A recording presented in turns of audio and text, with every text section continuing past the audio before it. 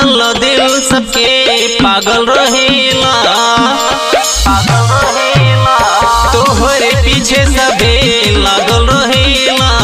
दर्शन लो दिल सबके पागल रहेला कि जब लहू के धन मन सन के, कि जब लहू के धन मन सन के। पड़ोसन ढोड़ी में कवन लोसन लगा के शोषण करेलू सब लोगवन के।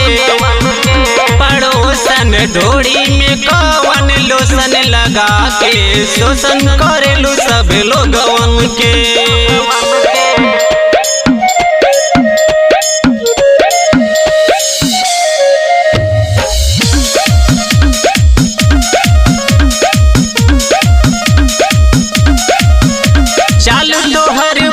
हिरनी के जैसे नैन लागेला नसीली हो, छरहर पातर बाटी कमरिया गजरा लागेला कटीली हो।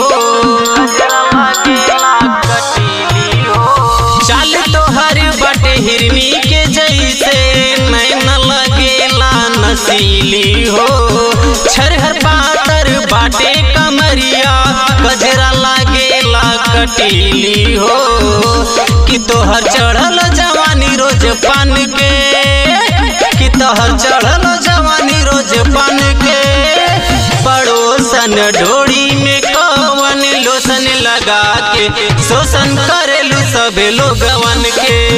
पड़ोसन ढोड़ी में कवन लोसन लगा के शोषण करेलू सब लोगवन के।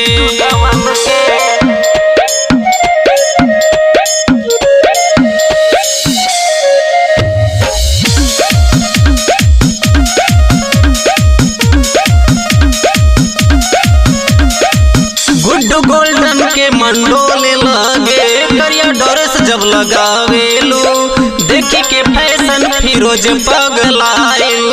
बोलन काहे भगावेलू,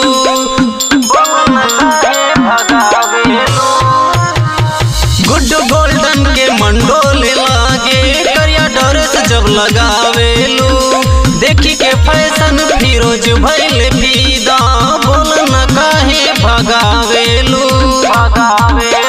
तोहर चढ़ल जवानी रोज पान के, कि तोहर चढ़ल जवानी रोज पान के। पड़ोसन ढोड़ी में कवन लोसन लगा के शोषण करेलू सब लोगवन के। पड़ोसन ढोड़ी में कवन लोसन लगा के शोषण करेलू सब लोगवन के।